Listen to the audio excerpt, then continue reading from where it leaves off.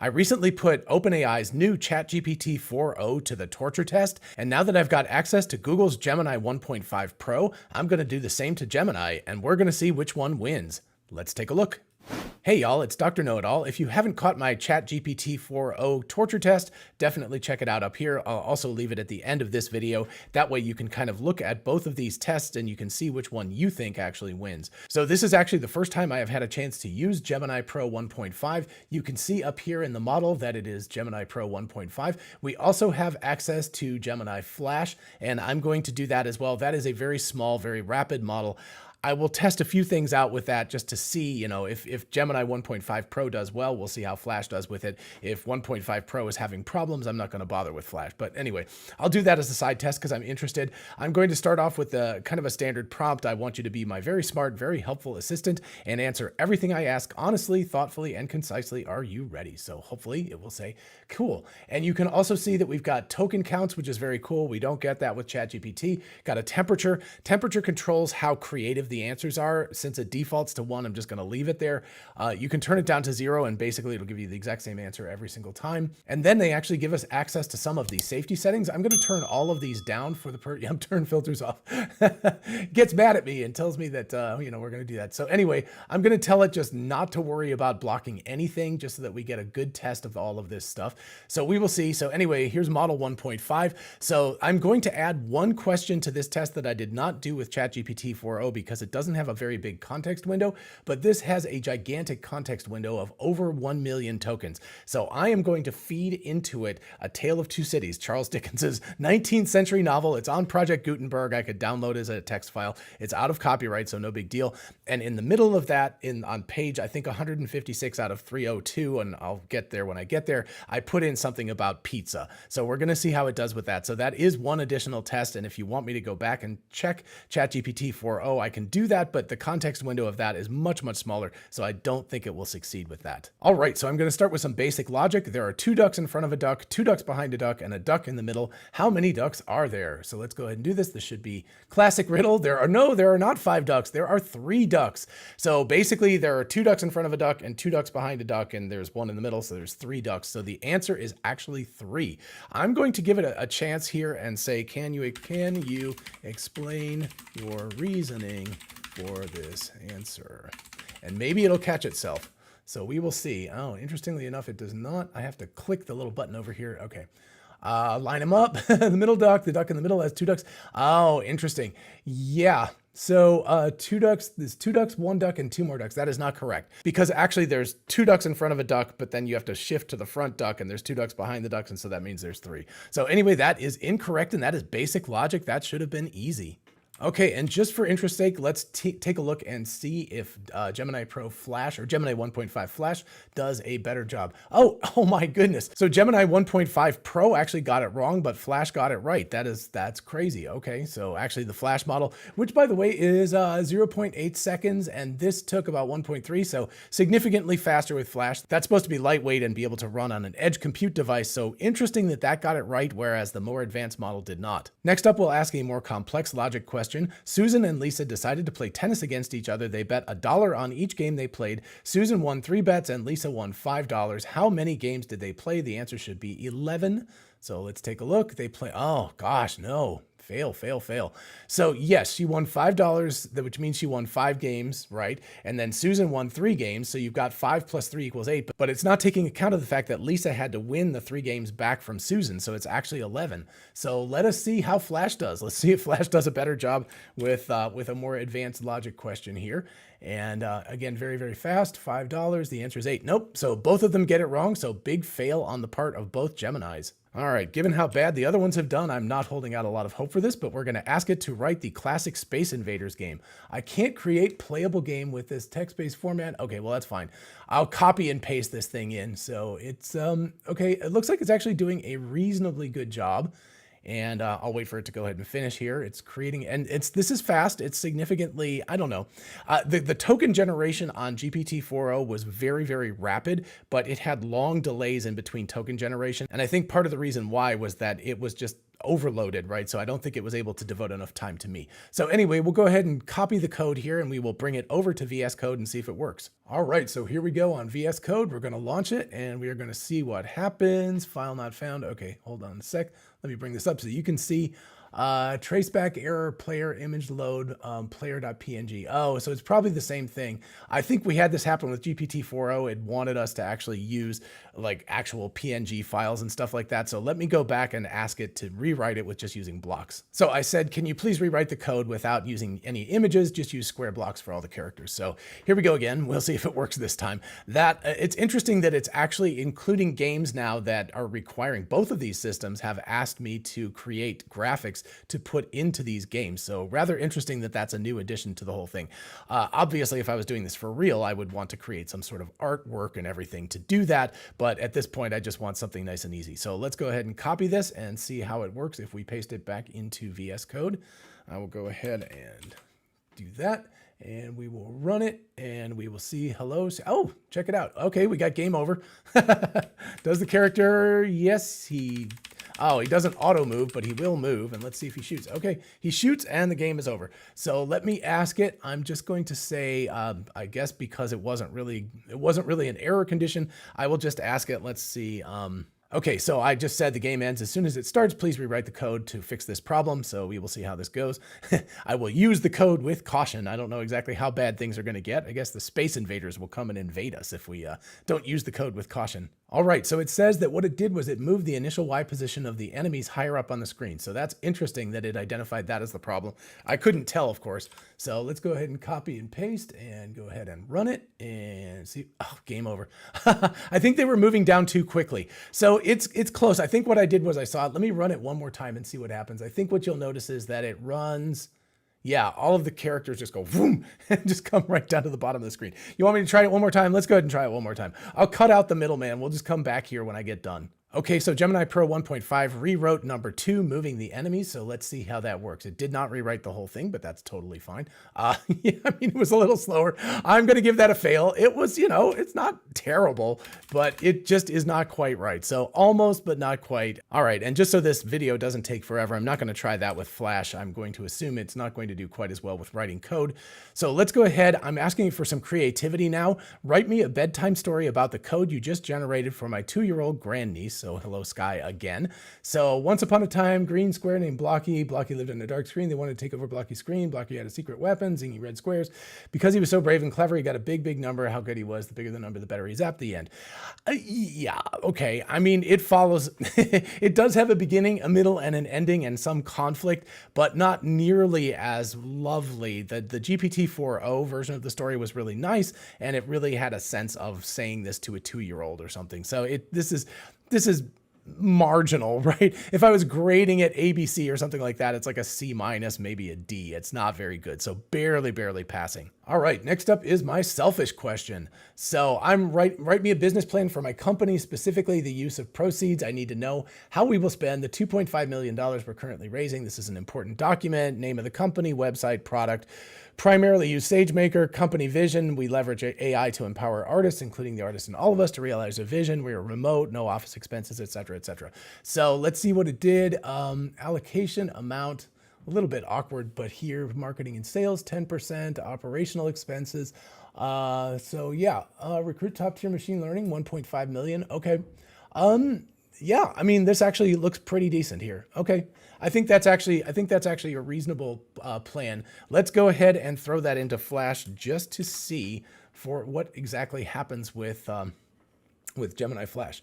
So, oh, interesting. It's giving actually a more detailed answer. So the table actually, if you notice, is actually more detailed than Pro. A little bit less of an answer in terms of explanation, but wow. I think this is actually a better table. Yeah, I mean, it's got more details and everything, and there's zero contingency. Wow. Maybe we should put some contingency in development costs. Yeah, I think this is actually, I honestly would like Flash's answer better. This is very surprising that I'm actually getting so far better answers out of Flash than Pro. That's not something I expected. Okay, so here comes the needle in a haystack question. So here's the text of a book by Charles Dickens, A Tale of Two Cities. Can you read through the text and say, I've read it when you finish reading this text? And now I'm going to copy and paste the entire book, the whole thing, into here. Copy and go ahead and paste this. Yep. And that is going to be a biggie, I think. Yep.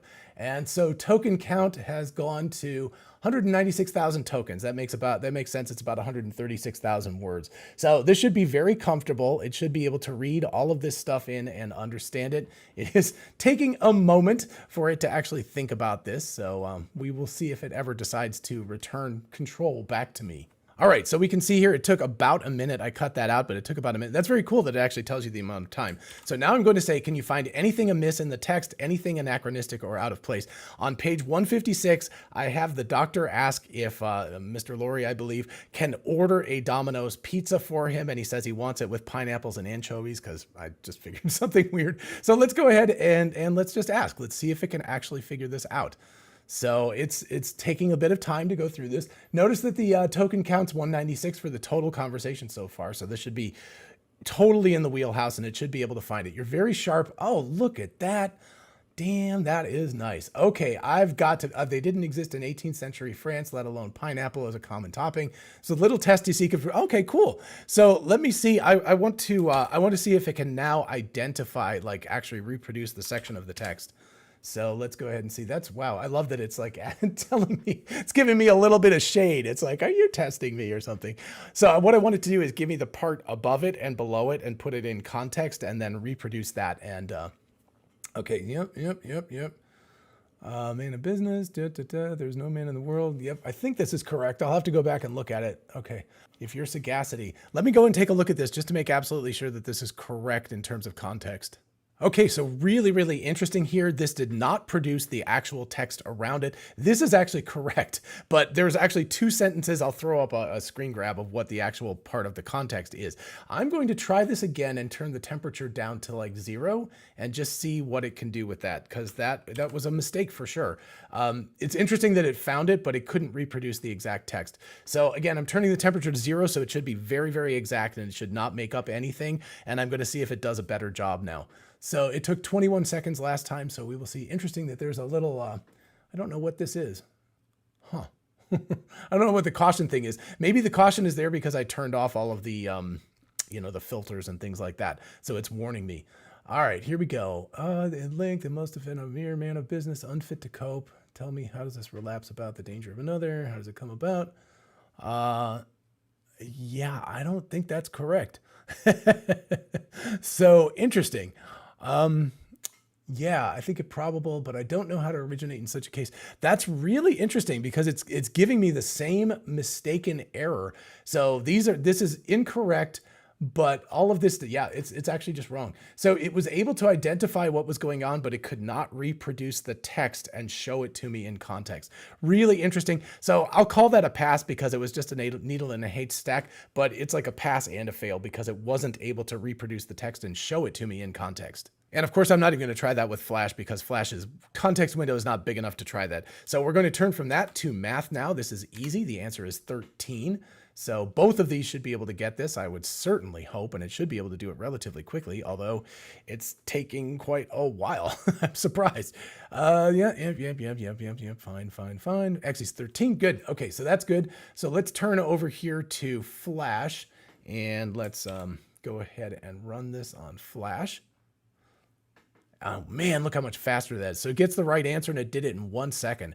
So Flash definitely wins. It's 1/10 of the time that the other one took. But of course, both of them did get it right. Okay, now for a harder math test, we are going to ask it to convert from centigrade to Fahrenheit and back. And this is an SAT question. The answer is actually D, and it did not format this properly. So I hope it can understand that. I may have to redo it. Oh, D, 1 and 2 only, right? Okay, cool. So that is the correct answer. This thing's going to keep spitting stuff out. I'm going to go ahead and try this on Flash and see how it does. Maybe it will get the correct answer and do it way, way, way faster. Oh my gosh, it's so fast. Okay, statement 3, only statement true. No, so it did it way faster, but it got it wrong.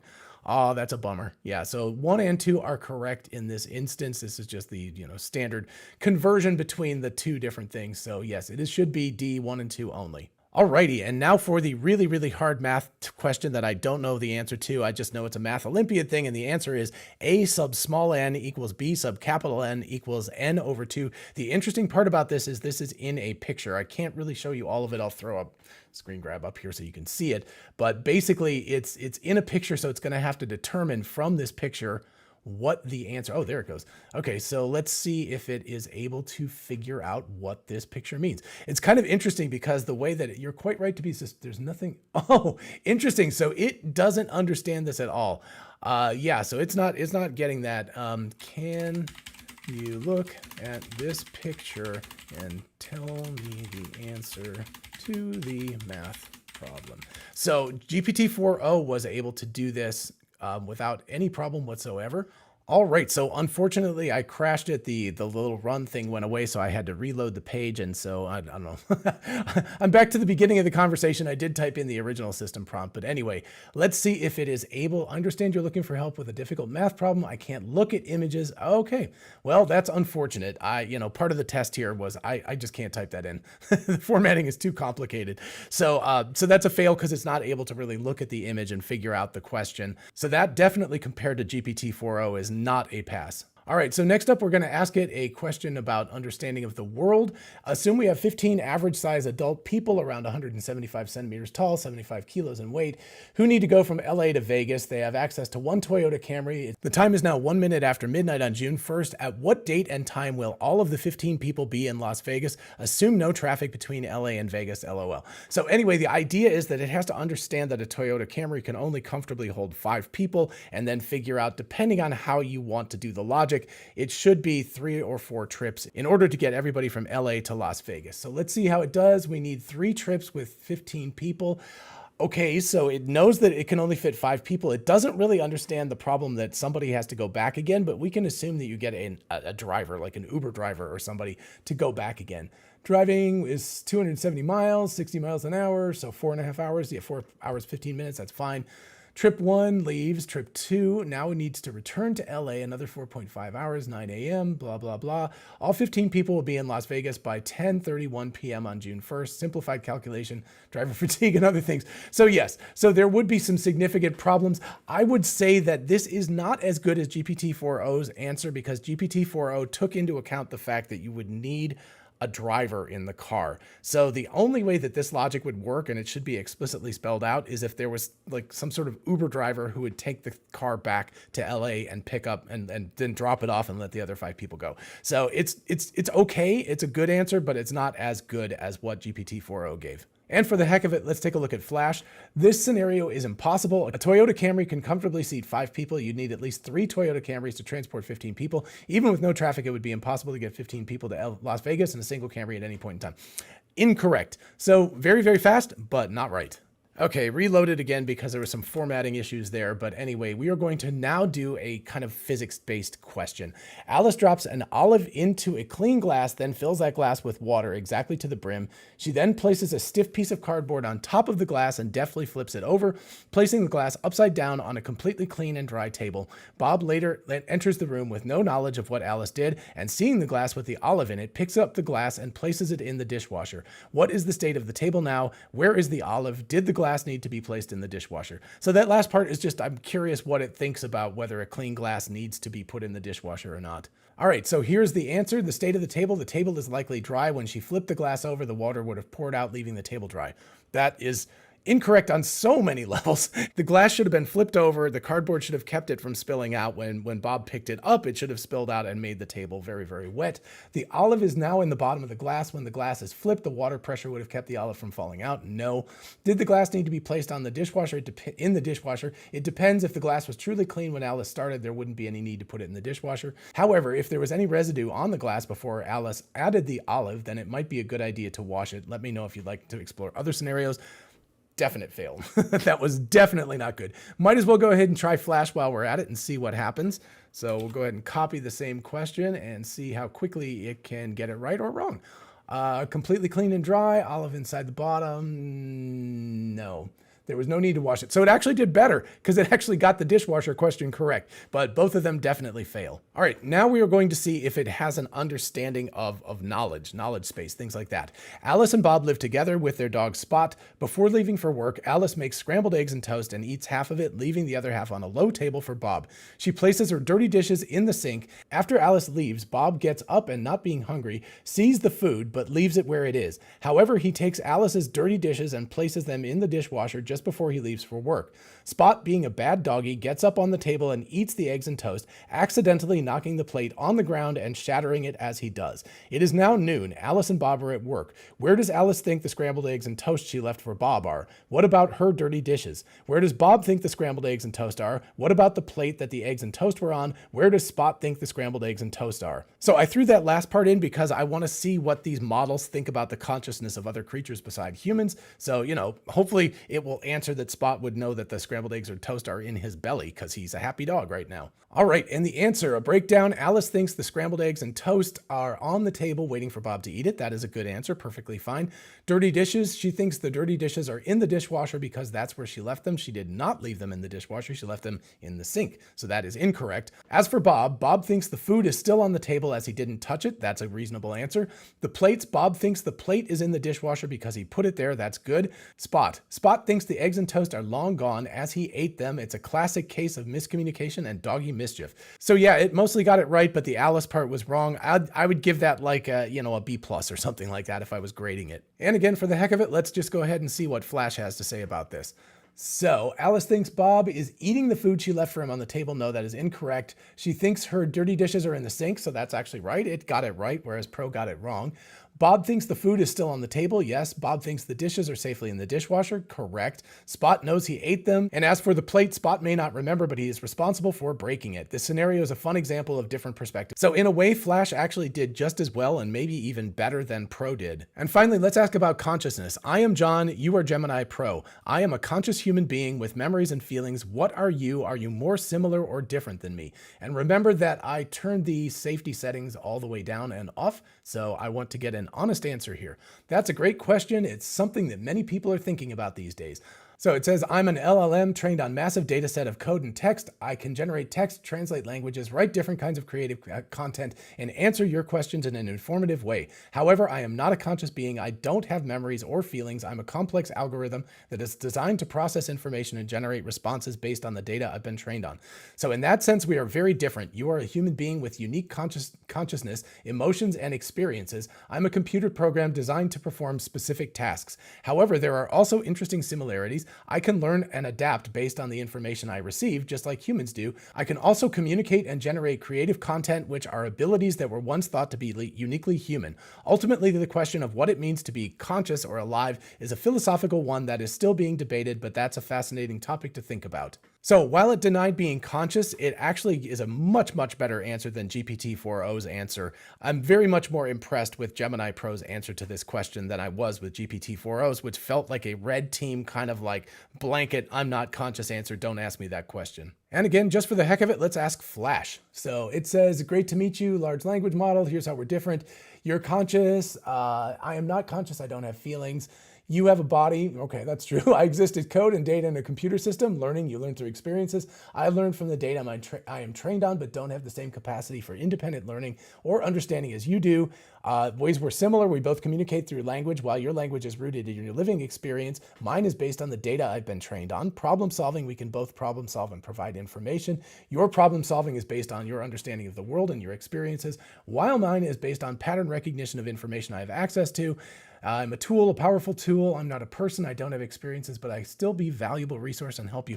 Okay, that's actually really interesting. These are very different answers to this question, and in a lot of ways, I like Flash better. I think this was a better answer in a lot of senses. It's fine. I mean, Gemini Pro's answer is fine, but Gemini Flash is actually a better answer, I think. So overall, my takeaway for this entire day is somewhat confusion. I found Gemini Pro 1.5 was a pretty big disappointment compared to ChatGPT 4o. It fails in a lot of places that 4o actually does a very good job. But the surprising outcome is that Gemini Flash is actually very, very good. It's very fast, and while it's not perfect, it got a lot of the same answers wrong that Pro did. It actually did better in some cases than Pro did. way faster, much more lightweight model. I could see this model being able to run, I mean, it already does run on Android phones. It doesn't run on my iPhone. But anyway, this is the kind of thing that can be a personal assistant. And considering that it's basically as good as, or maybe even better than the much larger model Gemini Pro, which is much slower and is required to run in a data center and all that stuff, I think that Flash is the real revelation here. I would say that Flash is not a flash in the pan. It's going to be something that is going to be a real big cornerstone for Google in the upcoming years. However, I think that Gemini Pro has a long ways to go, and they need to make it significantly better so it can compete with ChatGPT 4.0. All right, so that's what I've got. Definitely let me know what you think. If you've had a chance to test this out, let me know in the comments what your answers are. Whether you think that this did better than I did. I was not particularly impressed by Gemini Pro 1.5. Again, very impressed by Flash, but I would love to know your thoughts about that. And while you're down there, if you don't mind liking and subscribing, it super helps out the channel. I'm right around 80,000 subscribers. It would be nice to grow, to get a few more of those folks in there. I really do appreciate it. And in the meantime, I will see you in the next video. Bye-bye.